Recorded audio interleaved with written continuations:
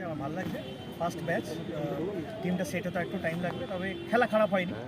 মাঝমাঠটা একটু খেললে ভালো হতো, তবে জুনিয়র টিম প্লাস কিছু সিনিয়র প্লেয়ারও আছে, সব মিলিয়ে মিশিয়ে করছি। নতুন টিম তো একটু সেট হতে টাইম লাগবে। আশা করি পরবর্তী ম্যাচগুলোতে ভালো ফলাফল করবে। প্রথম লক্ষ্যটাই কি থাকবে, চ্যাম্পিয়ন হওয়া না ফুটবলারদের ডেভেলপমেন্ট, কি লক্ষ্য নিয়ে নামছে? ফার্স্ট লক্ষ্য হচ্ছে ডেভেলপমেন্ট, যাতে আমাদের টিমে আর জুনিয়র প্লেয়ার আমরা তুলতে পারি। আমাদের ফোকাস এবার, আমি আগেও বলেছি যে আমরা আরএফএলটাকে একদম পাখির চোখ করে রেখেছি, যাতে আমরা চ্যাম্পিয়ন হতে পারি। তবে তা বলে এই না যে আমরা চ্যাম্পিয়ন হওয়ার দৌড়ে, মানে চ্যাম্পিয়ন হওয়ার লক্ষ্যে নিই। আমরা অবভিয়াসলি চ্যাম্পিয়নশিপটা মাথায় রেখেও সেভাবে টিম করেছি। আমার মনে হয় জুনিয়র প্লেয়াররা আর একটু খেললে, ম্যাচ টাইম পেলে আশা করি ভালো ফুটবল খেলবে।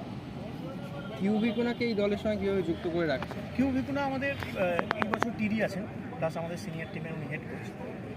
তাই দীপঙ্কর শর্মা এসছে আমাদের অ্যাসিস্ট্যান্ট কোচ সিনিয়র টিমের, এবং রিজার্ভ টিমের আমাদের হেড কোচ হিসাবে এসছে। অবশ্যই কিউবিকোনার সাথে ওনারা সবাই একসাথে মিলে কাজ করছে, যাতে ওনার যে খেলার প্যাটার্ন, যাতে জুনিয়র টিমও যাতে সেরকম করে খেলে, তাদের ডেভেলপমেন্টটা যাতে, যদি সিনিয়র টিমে দুম করে কাউকে দরকার পড়ে, তাহলে সেই প্যাটার্নটা যাতে সেম রাখে, তাহলে সুবিধা হবে খেলতে।